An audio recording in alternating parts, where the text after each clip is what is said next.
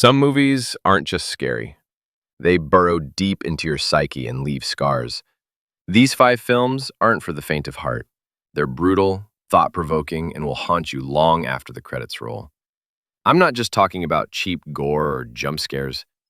These movies are masterclasses in psychological torment. Let's dive in, if you dare. Martyrs, 2008, a descent into ultimate suffering. Martyrs isn't just a horror movie, it's an endurance test. The French New Extremity movement was known for pushing boundaries, but this film goes further than most. It starts as a brutal revenge thriller, but then it transforms into something far darker, far more philosophical. The less you know, the better, but be warned, this film doesn't just show suffering, it makes you feel it in your bones. What begins as a visceral, blood-soaked story slowly morphs into an existential nightmare. The film's final act is one of the most harrowing sequences ever put to screen, not just because of the physical agony depicted, but because of the terrifying ideas it forces you to confront. Is there meaning in pain? Is transcendence possible through suffering? Martyrs doesn't give easy answers. It leaves you shattered, questioning everything. This isn't a movie you enjoy. It's a movie that changes you. The performances are raw, the violence is unflinching, and the ending will stick with you forever. If you can make it through Martyrs without feeling physically drained, you're stronger than most.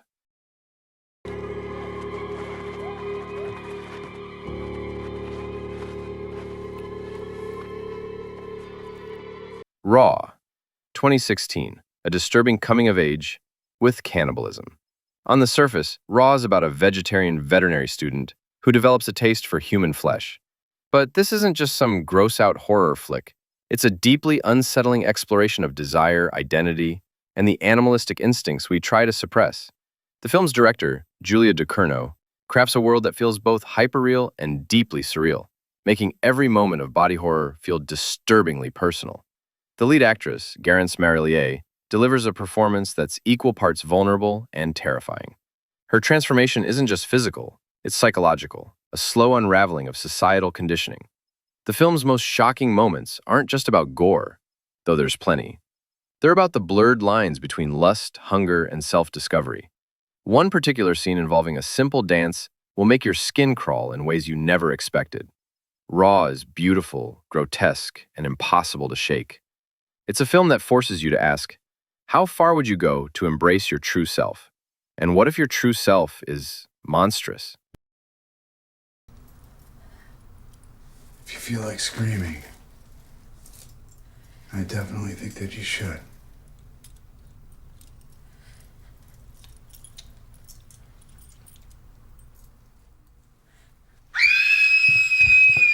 The House That Jack Built, 2018.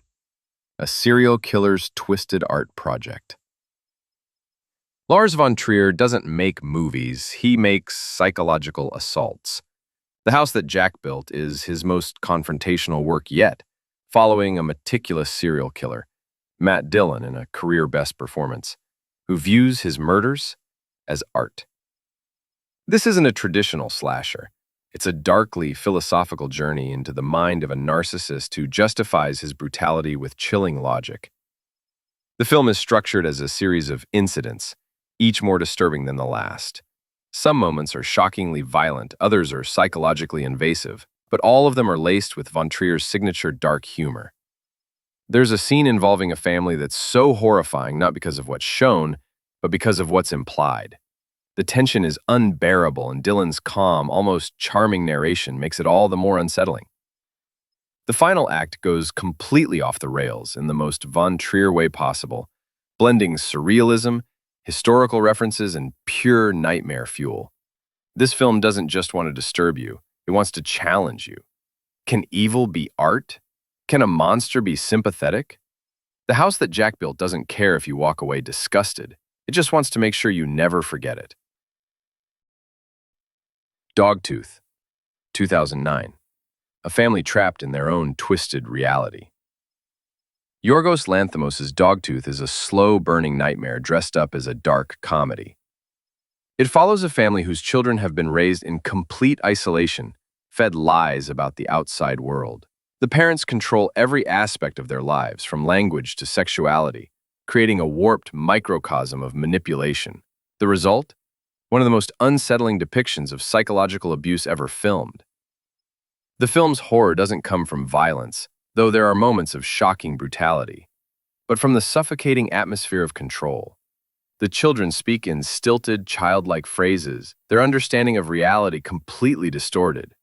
There's a scene involving a plane that's both hilarious and horrifying, showcasing Lanthimos' ability to blend absurdity with deep discomfort. Dogtooth isn't just a critique of authoritarian parenting, it's a mirror held up to society itself. How much of our reality is constructed? How easily can humans be conditioned? The film's final shot is a perfect, chilling encapsulation of its themes. You won't scream in terror, but you'll feel a deep, lingering unease that's hard to shake. Funny Games, 1997/2007. A sadistic game with the audience. Michael Haneke's Funny Games is a horror movie that hates you. It's a brutal meta deconstruction of violence in media, where two polite young men torment a family for no reason other than their own amusement. But here's the twist. The film knows you're watching.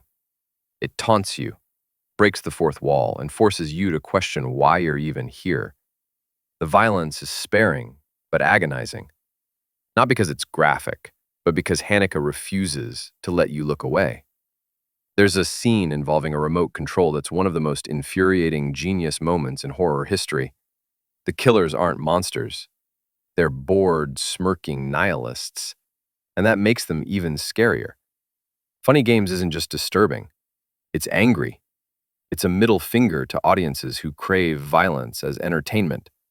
By the end, you'll feel violated, complicit, and furious, and that's exactly the point. Haneke doesn't want you to enjoy this.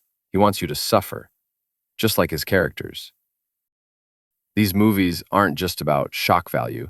They're about pushing boundaries, challenging viewers, and leaving permanent marks. If you've seen any of them, let me know in the comments how they messed you up. And if you haven't, well, consider this your warning. Proceed with caution.